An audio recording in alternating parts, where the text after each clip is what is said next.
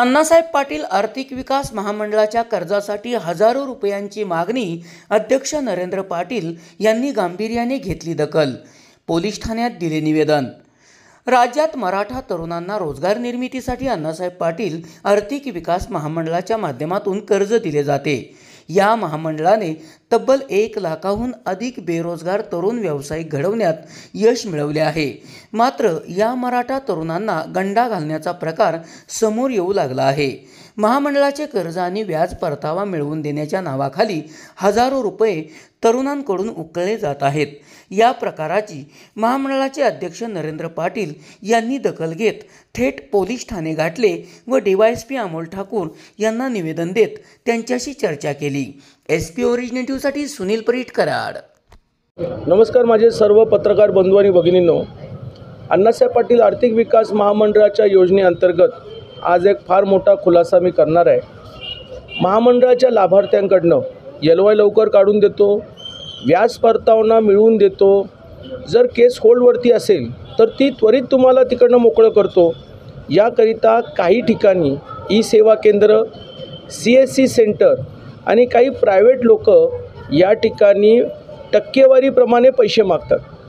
माझ्या सातारा जिल्हा पाटण तालुका ढेबेवाडी जिंती या गावचे सुपुत्र जे मुंबईमध्ये कांदिवलीमध्ये एक सामान्य काम करतात, त्यांनी स्वतः महामंडळाच्या योजनेअंतर्गत सारस्वत बँकेकडनं 15 लाखाची योजना मंजूर करून घेतली आणि त्यांचे व्याज परतावा मिळवून देण्यासाठी त्यांच्याकडे पहिले 5% मागणी करण्यात आली. कालांतराने 45,000 रुपये होत होते, ते कालांतराने वाटाघाटा करून त्यांनी 40,000 वरती आणले. त्या लाभार्थ्याचे वडील मला प्रत्यक्षात ढेबेवाडीला भेटायला आले. राज्याचे मुख्यमंत्री म्हणून देवेंद्र फडणवीस साहेबांनी ही योजना ऑनलाईन पद्धतीने केलेली आहे. लाभार्थ्याला 1 रुपया द्यायची गरज लागत नाही व्याज परतावा मिळवून देण्यासाठी किंवा LOI मिळवून देण्यासाठी.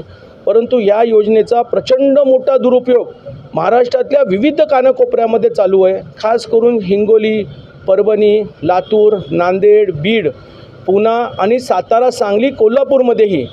आणि म्हणून ज्या वेळेला त्याचे वडील मला भेटायला आले, मलाही वाईट वाटलं. मी पाटण तालुक्याचा ढेबेवाडी मंदरूळचा आहे आणि माझ्याच एका शेतकऱ्याकडनं 45,000 रुपये मागितले जातात. आणि मग या विषयावरती मी खूप बारकाईने चौकशी केली.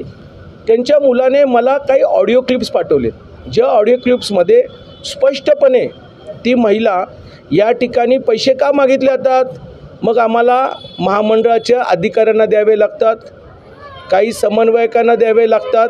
त्याचबरोबर त्याच्या मुलाने ज्या वेळेला हे सांगितलं की आम्ही नरेंद्र अण्णासाहेब पाटील यांना गावी भेटणार आहोत, तरीही त्या महिलेने पैशाची मागणी केली. याचा अर्थ स्पष्ट होतं की कुठेतरी पाणी मुरतंय. आणि म्हणून मी आज ACP साहेबांना भेटलो, आदरणीय अमोलजी ठाकूर साहेबांना, DYSP साहेबांना, यांना लेखी तक्रार दिलेली आहे, ती ऑडिओ क्लिप्स दिलेली आहे. बरं, स्वप्नील या मुलाने, जो आमचा लाभार्थी आहे, त्यांनी तिच्या अकाउंटमध्ये वैभव जो आमचा लाभार्थी आहे, त्यांनी त्या ठिकाणी 3,000 रुपये ट्रान्झॅक्शन, 2,000 रुपयाचं ट्रान्झॅक्शनही केलेलं आहे. आणि म्हणून मला असं वाटतं की कुठेतरी लोकांपर्यंत जनजागृती झाली पाहिजे. उद्याच्या राज्याच्या मुख्यमंत्र्यांना मी प्रत्यक्षात भेटणार आहे. मोबाईलमधून गैरसमज केला जातो, फेसबुकमधून, इंस्टाग्राममधून, आणि कारवाई काहीच होत नाही. महामंडळाचा अध्यक्ष म्हणून माझं हे कर्तव्य आहे की अशा गोरगरिबांचे पैसे खाणाऱ्या असणाऱ्या लोकांच्या कुठल्याही संस्था असू द्या, कुठलाही जाती धर्मातला माणूस असू द्या, त्याच्यावरती कडक आणि कडक कारवाई झाली पाहिजे. गरज भासली तर मला पूर्णपणे विश्वास आहे की ही जी संस्था आहे ही बऱ्याच महामंडळाच्या लाभार्थ्यांना आणि राज्य आणि केंद्र सरकारच्या इतर योजनेअंतर्गत ही लोकांकडनं पैसे खात असतील. योजनेचा लाभ मिळून देतो, आम्हाला एवढे टक्केवारी द्या, म्हणून हा विषय राज्याचे मुख्यमंत्र्यांनी गांभीर्याने घ्यावा. आज मी जिल्ह्याच्या SP शेख साहेबांना भेटणार आहे, त्यांनाही निवेदन देणार आहे. आणि ह्या असणाऱ्या रॅकेटमध्ये व्याज परतावा मिळवून देण्यासाठी आमच्या महामंडळाचे मुख्य कार्यालय किंवा जिल्ह्यातले कुठलेही समन्वयक जर आढळले तरी त्यांना ताबडतोब त्यांच्यावरती गुन्हा दाखल करून गरिबांना न्याय मिळवून देण्यासाठी माझं हे पहिलं पाऊल आहे. आणि मला विश्वास आहे की सातारा पोलीस याच्यामध्ये आम्हाला न्याय मिळवून देईल. राज्यात कोणकोणत्या ठिकाणी असं प्रकार निदर्शनास आपल्या आले?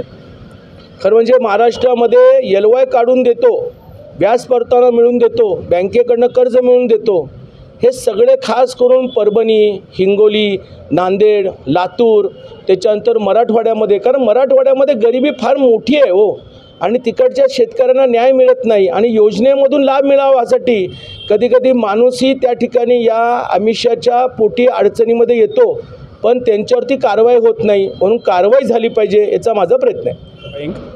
यांना बिझनेस सुरू करण्यासाठी अण्णासाहेब विकास महामंडळामधून 15 लाखाचं कर्जाचे मंजुरी करून घेतले होते. ज्यानं कर्जाचं कागद वगैरे मंजूर करून घेण्यासाठी कागद आणि पत्र दिले, त्यांनी शेवटी त्यांनी 5% म्हणजे 5% त्यांना कमिशन पाहिजे होतं, म्हणून त्यांनी पैसे केलं. त्यांनी 5वरनं 45वर म्हणजे 3% आले. त्यानंतर मग 40वर ते डन झाले आणि त्याने मग ते डन झाल्यानंतर म्हटले की 15-20 मिनिटानंतर तुम्हाला फोन करतो. तेव्हा त्यांनी मला फोन केला माझ्या मुलगाने की बाबा असं असं तिकडं पैसे मागते तर काय करू. तर म्हटलं फक्त त्यांना हो म्हण, देऊ नको, मी साहेबांशी बोलतो, मग आपण पुढचा निर्णय करू. माझे मित्र हे सर्जेराव, त्यांना मी विचारलं फोन करून की बा तुला तू लाभार्थी आहे, तुला काय कमिशन द्यावं लागलं होतं का. तर तो म्हटला नाही, असं काय कमिशन वगैरे द्यावं लागत नाही. तर म्हणलो की याला म्हणलो की चल आपण साहेबांची भेटू, कधी होते साहेब, तर इथं फोन कर. तर ते फोन केलं तर म्हटलं की आम्ही उद्या येतो गावी, मग गावीच आपण डायरेक्ट भेटूया. मग ते आम्ही भेटायला गेलो, मग त्यांनी सांगितलं आम्ही सविधा चर्चा अशी झाली आहे. मग त्याने म्हटले साहेबांना की आता तुम्ही जे तक्रार केली ते बरं झालं, कमीत कमी पुढाकार घेणार कोणतरी पाहिजे माणूस होता. मी आर्मी रिटायर आहे ॲक्च्युली. किती फसवणूक झाली तुमच्या आत्ता म्हणजे पैसेमध्ये त्यांनी सांगितलं की थोडंसं पैसे आपल्या प्रूफ म्हणून थोडं पैसे त्या ट्रान्सफर करा. ते 5,000 रुपये त्यांना दिले ते 2 ह्याच्यामध्ये वेगळं, ते अमृता मॅडमच्या ह्याच्यावर आणि तो संदेश देशमुख याच्यावर पैसे पडले ते 5,000 रुपये. आणि बाकी त्यांनी मागणी केली होती, त्याचा व्हिडिओ त्यांनी म्हणजे व्हिडिओ पण बनवून ठेवला आहे.